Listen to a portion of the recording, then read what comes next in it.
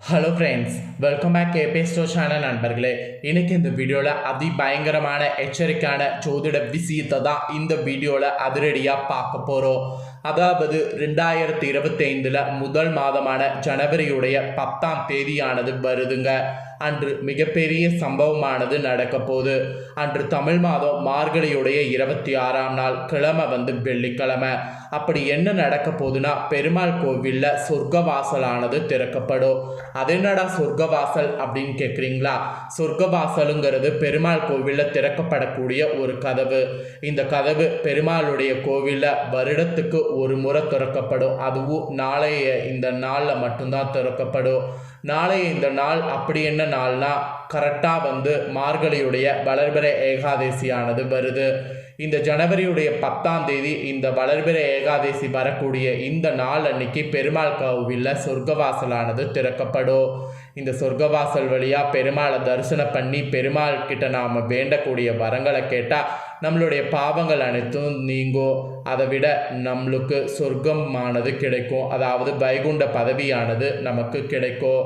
இப்பேற்பட்ட இந்த வைகுண்ட ஏகாதசியில் கிரகங்களிடையே ஏற்படக்கூடிய மாற்றங்களால் ஒவ்வொரு ராசிக்காரங்களுக்கும் தலையெழுத்து மாறும். அந்த தலையெழுத்து மாறுவதை அவங்க தெரிஞ்சு பலனடையணுங்கிறதுனால ஒவ்வொரு ராசிக்காரங்களுக்கும் என்ன தலையெழுத்து மாறும் அப்படிங்கிறத ஷேர் பண்ணிகிட்ருக்கேன். அதில் இன்றைக்கி இந்த வீடியோவில் துலா ராசிக்காரங்களுக்கு ஷேர் பண்ண போகிறேன். இந்த வீடியோ துலா ராசிக்காரங்க ஸ்கிப் பண்ணாமல் பாருங்கள்.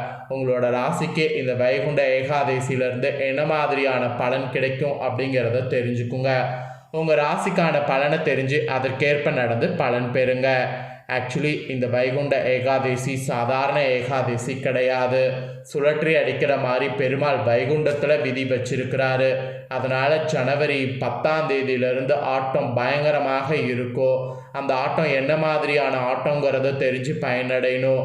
அதனால தான் துலா ராசிக்காரங்க இந்த வீடியோவை 10 நிமிஷம் ஃபுல்லாக பாருங்கள் அப்படிங்கிறத உங்களுக்கு சொல்கிறேன். ஆக்சுவலி இந்த வைகுண்ட ஏகாதசியில் நீங்கள் விரதம் இப்படி இருந்து பெருமாளை தரிசனம் பண்ணிங்கன்னா இன்னும் அதிகமான பலன் உங்களுக்கு கிடைக்க சான்ஸ் இருக்குது. அதனால் வைகுண்ட ஏகாதசி அன்னைக்கு விரதம் எப்படி இருக்கணும் அப்படிங்கிற கான்செப்டையும் தெரிஞ்சுக்குங்க. அதை தெரிஞ்சு அதற்கேற்ப விரதம் இருந்து பெருமாளை வழிபட்டு இன்னும் பெருமாளுடைய ஆசீர்வாதத்தை நிறைய பெறுங்க. சரி வாங்க, எப்படி பெருமாள் வழிபாடு செய்யணுங்கிறத இப்போ இந்த வீடியோவில் சொல்கிறேன். ஆக்சுவலி மார்கழி மாதத்தில் வரக்கூடிய பண்டிகைகளில் மிகவும் சிறப்பானது இந்த வைகுண்ட ஏகாதசி. மார்கழி மாத வளர்பிறையில் வரக்கூடிய இதற்கு முக்தி ஏகாதசி, முக்கோடி ஏகாதசி, பெரிய ஏகாதசி, இந்த மாதிரி பல பெயர்களானது இருக்குது. மேலும் வருடம் முழுவதும் ஏகாதசி விரதம் இருக்க முடியாதவங்க வைகுண்ட ஏகாதசியிலாவது விரதம் இருக்கணும். அப்போ தான் சிறப்பான பலனை அடைய முடியும். இப்பொழுது வைகுண்ட ஏகாதசி என்று எவ்வாறு விரதத்தை மேற்கொள்ள வேண்டும் அப்படிங்கிறத உங்கள் ராசிக்கு சொல்ல போகிறேன். தெளிவாக தெரிஞ்சுக்குங்க. ஆக்சுவலி ஒவ்வொரு ராசிக்கு பலனை ஷேர் பண்ணுறதுக்கு முன்னாடி ஏகாதசி விரதம் இருக்கிறத தான் ஷேர் பண்ணுறேன். அதன்படி உங்களுக்கும் ஷேர் பண்ணுறேன், தெரிஞ்சுக்குங்க. ஏகாதசி விரதம் இருக்கிறவங்க அதற்கு முன்தினமான தசமி நாளில் ஒருவேளை மட்டும் சாப்பிட்டு விரதத்தை தொடங்க வேண்டும். ஏகாதசி என்று அதிகாலையில் எழுந்தவுடன் நீராடிவிட்டு இறைவனை வழிபட்டு விரதத்தை தொடங்க வேண்டும். ஏகாதசி திதி முழுவதும் உணவு உட்கொள்ளாமல் இருக்க வேண்டும். குளிர்ந்த நீரை மட்டுமே பருகணும். ஏகாதசி விரதத்தின் போது எக்காரணத்தை கொண்டு துளசியை பறிக்கக்கூடாது. பூஜைக்கு தேவைப்படக்கூடிய துளசியை முதல் நாளே பறித்து விட வேண்டும். மேலும் ஏகாதசி அன்னைக்கு 7 முறை துளசி இலையை சாப்பிட்ணும். துளசி இலை உடலுக்கு வெப்பம் தரக்கூடியது. ஏன் இதை சாப்பிட்ணுன்னா, ஏகாதசி விரதம் இருப்பது மார்கழி மாதமான குளிர்காலம். உடலுக்கு வெப்பம் கிடைக்க துளசியை உட்கொள்ளுங்க. அந்த 7 முறை டைமிங் நீங்கள் எப்படி நோட் பண்ணி உட்கொள்கிறீங்களோ அது உங்களோட விருப்பத்துக்கு உட்கொள்ளுங்க. அதுக்கப்புறம் முழு நாளும் உணவருந்தாமல் இருக்க முடியாதவங்க நெய், காய்கனிகள், பழங்கள், நிலக்கடலை, பால், தயிர் போன்றவற்றை இறைவனுக்கு படைத்து உண்ணுங்க. முக்கியமாக பைத்தம்பருப்பால் செய்த கஞ்சி பெருமாளுக்கு விசேஷம். எனவே அதை செய்து இறைவனுக்கு படைத்துவிட்டு நீங்கள் பருகுனீங்கன்னா ரொம்ப நல்லது. இரவு முழுவதும் கண் விழுத்து புராண நூல்களை படிக்கிறது, விஷ்ணு சகஸ்ராமம், விஷ்ணு பாடல்கள் மற்றும் துதி முதலியவற்றை ஊதுவதாக இரவு பொழுத உறங்காது கழிக்கணும். மறுநாள் துவாதசி அன்னைக்கு காலையில் 21 வகை காய்கறிகள் உணவில் இடம்பெற வேண்டும். இதில் அகத்திக்கீரை, நெல்லிக்காய், சுண்டைக்காய் அவசியம் இடம்பெறணும். அதுக்கப்புறம் துவாததிசி அன்று அதிகாலையில் உணவு அருந்துவது பரணை என்று சொல்லப்படும். துவாததிசி அதிகாலையில் உணவு சாப்பிட்ட பிறகு அன்று பகலே உறங்கக்கூடாது. ஆக்சுவலி இந்த ஏகாதசி விரதம் 10வது திதியாகி தசமி, 11வது ஆகிய ஏகாதசி, 12ஆம் திதியாக துவாதசி, இந்த 3 திதிகளில் மேற்கொள்ளக்கூடிய விரதமாக அமையுது. வைகுண்ட ஏகாதசி விரதம் இருக்கக்கூடிய உங்கள் ராசிக்காரங்களுக்கு பாவம் அனைத்தும் நீங்க பெற்று வைகுண்ட பதவி சேர்வது ஈஸியாக இருக்கும். மேலும் சகல சௌபாக்கியங்களும் ஆரோக்கியமான உடல் நலத்தையும் வாழும் போது பெற முடியும். வைகுண்ட ஏகாதசி என்று விடியற் காலையில் அனைத்து பெருமாள் கோவில்கள்லையும் சொர்க்கவாசல் திறக்கப்படுவது வழக்கம். ஃபஸ்ட்டு சொன்னல வீடியோவில் அந்த சொர்க்கவாசல் வழியாக செல்லக்கூடிய உங்களுக்கு பாவம் தீர்ந்து சொர்க்கம் சென்றடைவீர்கள். அதில் எந்த ஒரு டவுட்டும் வேண்டாம். ஸோ இந்த மாதிரி தாங்க வழிபாடு செய்யணும் என்பது உங்களுக்கு சொல்லப்பட்டிருக்கு. இப்போ நான் சொன்ன இந்த முறையில் நீங்கள் வழிபாடு செய்தாலே சகல சௌபாக்கியங்களையும் பெற முடியும். அதனால் நான் சொன்ன இந்த முறையில் வழிபாடு செய்து பெருமாளுடைய ஆசீர்வாதத்தை பெற்றுக்குங்க. நெக்ஸ்ட்டு உங்கள் ராசிக்கு இப்போ என்ன மாதிரியான பலன் இந்த வைகுண்ட ஏகாதசியிலேருந்து கிடைக்குங்கிறத சொல்ல போகிறேன். அதை தெரிஞ்சுக்குங்க. தனக்கு தீங்கே நடந்தாலும் அதை உங்களை பாதிக்காத வண்ணம் மனதனை பக்குவப்படுத்தி கொள்ளணும். அந்த மாதிரி இப்போ இருக்கிறது தான் உங்களுக்கு நல்லது. அந்த மாதிரி இருந்தால் தான் எல்லா பிரச்சனைகளையும் உங்களால் சால்வ் பண்ண முடியும். அப்புறம் ஆற்றல் உங்களிடம் அதிகமாக இருக்கும். அந்த ஆற்றல் அதிகமாக இருக்கிறதுனால டக்குன்னு எதையும் செய்யக்கூடாது. ஒவ்வொரு விஷயம் செய்யறதுக்கு முன்னாடி யோசிச்சு பண்ணும்.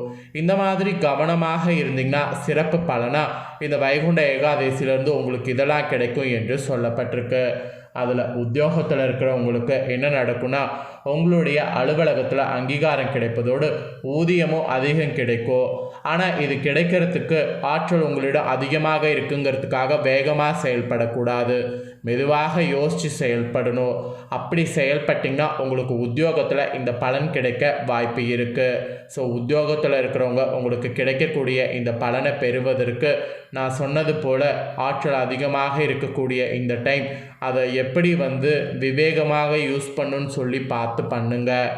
அதுக்கப்புறம் வியாபாரம் செய்யக்கூடிய வியாபாரிகள் உங்களுடைய வியாபார விஷயத்தில் விஐபிகளுக்கு நெருக்கமாவீங்க. இந்த மாதிரியான ஒரு அதிசயம் நடக்கும். அப்புறம் அரசாங்க விஷயம்லாம் உங்களுக்கு சாதகமாக முடியும்.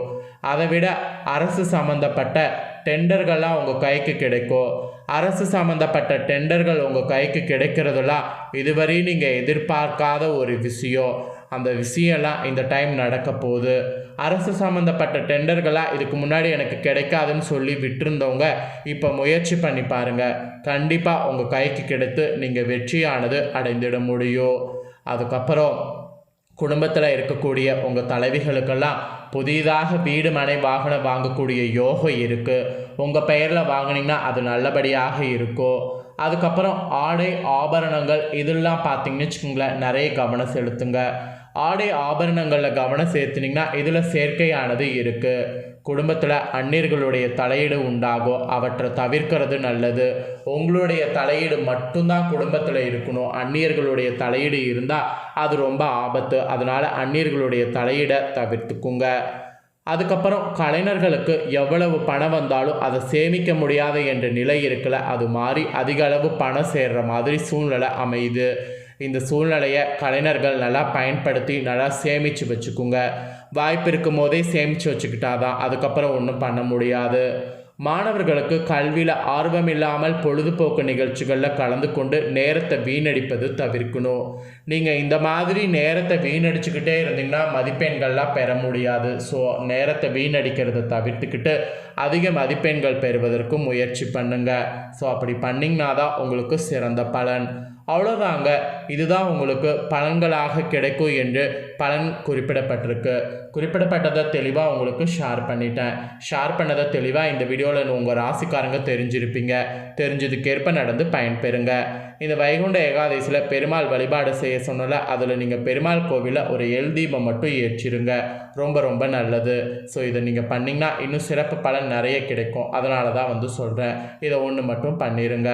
ஸோ இந்த முக்கியமான தகவல்களை நீங்கள் பார்த்தது போல் உங்கள் ஃப்ரெண்ட்ஸ் ஃபேமிலியில் இருக்கவங்களும் பார்த்து பலனடையணும்னு நினச்சிங்கன்னா வீடியோ லைக் பண்ணி ஷேர் பண்ணுங்கள். உங்கள் ஃப்ரெண்ட்ஸ் ஃபேமிலியில் இருக்கிறவங்களும் உங்களை போல் துலா ராசிக்காரங்களாக இருந்தாங்கன்னா இந்த முக்கியமான தகவல்களை இந்த வீடியோவில் தெரிஞ்சு இதற்கேற்ப நடந்து பயன்பெறட்டும். மேலும் இதே போல் புதிய அப்டேட்டான நிறைய வீடியோ நம்ம சேனலில் போடப்படும். அதை எல்லாத்தையுமே உடனுக்குடனே தெரிந்து கொள்ள மறக்காமல் நம்ம சேனலை சப்ஸ்கிரைப் பண்ணுங்கள், கூட பெல் பண்ண ப்ரெஸ் பண்ணுங்கள். அதை பண்ணிட்டீங்கன்னா நான் போடுற மற்ற அப்டேட்டான எல்லா வீடியோஸும் உடனுக்குடனே தெரிந்து கொள்ளலாம். ஸோ மறக்காமல் பண்ணுங்கள். நெக்ஸ்ட்டு இதே போல் சுவாரஸ்யமாக வேறொரு வீடியோவில் உங்களை சந்திக்கிறேன். நன்றி, வணக்கம்.